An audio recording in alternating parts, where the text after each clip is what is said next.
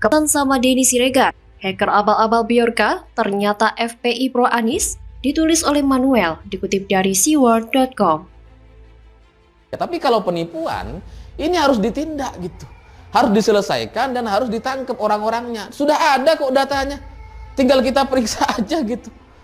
Masalahnya kan kita ini mau memeriksa atau enggak Menkominfo kita ini gitu. Kalau cuma bilang itu bukan data kita, ya repot gitu. Maka yang akan saya lakukan, saya akan dua hal gitu. Entah akan menangkap si pelakunya ini dengan berbagai cara gitu ya. Ya kita kan cukup canggih, negara kita ini handal lah. Nggak mungkin negara ini kalah sama hacker gitu. Kenapa saya yakin dia itu ya kadun-kadun juga? Karena hingga minggu siang setidaknya ada 3 nama. Ada 3 nama tokoh besar, ya tokoh yang sering diperbincangkan dunia maya terutama, yaitu yang disasar adalah antara lain ada Puan Maharani, ada Erick Thohir, dan sahabat kita Denny Siregar. Kalau Bjorka adalah hacker dari Warsawa misalnya, ngapain beber datanya Denny Siregar? Kan film Sayap-Sayap Patah belum main di sana. Iya, ini tuh ulah kadrun gitu aja lah ya. Dan mereka seneng banget bisa melakukan ini. Bongkar data, doxing, sebar data pribadi. Gitu aja kerjanya. Saya ditanya, benarkah gambar ini? Saya jawab, oh benar. Dan mulailah tudingan sebagai penjilat istana, buzzer yang dibayar, dan segala macam cacian yang bahkan datang dari mereka yang dulu teman-teman seperjuangan.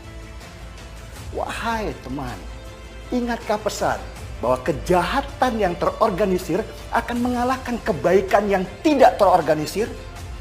Kita harus angkat topi pada kelompok pendukung khilafah itu yang solid dan militan. Tujuan mereka cuma satu, bagaimana menghancurkan demokrasi dengan menumpang demokrasi. Hanya itu. Maka itu semua kementerian lepaskan ego sektoralnya masing-masing agar bisa duduk bersama, bisa mencari, membuat SOP yang baru. Jangan sampai muka pemerintah, presiden kita ini dicoreng karena kelambatan komunikasi antara sesama pejabat negara. Saya nggak lagi ngebelain Menkominfo. Enggak, saya nggak suka sama Menkominfo karena Johnny G. Plate sering ngeles. Katanya keamanan cyber bukan urusan kementerian mereka. Jadi, yang mereka kerjakan adalah ngeblokir-blokir website bokep doang gitu. Tapi, saya ternyata mencium bau-bau petamburan dan FPI di dalam hacker Bjorka. Ternyata, data-data yang diambil adalah data-data yang gak juga dibocor-bocorkan. Hanya ada tampilan nama Johnny G. Plate dengan identitas yang diblur. Kalau berani dan bisa, gak usah diblur kenapa? Awalnya saya pikir Bjorka ini adalah sosok yang memang hacker internasional yang selevel sama Edward Snowden. Edward Snowden dianggap sebagai matahari dari sumber kebocoran data di Amerika. Edward Joseph Snowden adalah mantan kontraktor teknik Amerika Serikat dan karyawan Central Intelligence Agency yang menjadi kontraktor untuk National Security Agency sebelum membocorkan informasi program mata-mata rahasia NSA kepada pers. Informasi program mata-mata rahasia NSA alias National Security Agency itu dianggap sebagai sesuatu yang valid dan bukan hoax. Data-data yang dibocorkan adalah data-data yang jelas dan tidak diblur. Awalnya saya menganggap Bjorka adalah orang atau setidaknya sekumpulan orang yang tidak memiliki motif politik apapun terhadap Indonesia dan ingin Indonesia dan keamanan datanya semakin tinggi.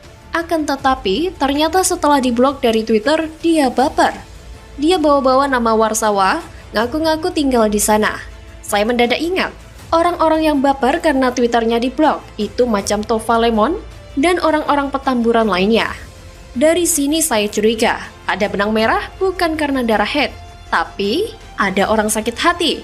Mungkin pada tahun 2014 dan 2019, gagal jadikan penerus Orba dan keturunan Orba sebagai pemimpin. Ada orang-orang yang kecewa sama Jokowi karena Jokowi keren dan bangun negara ini.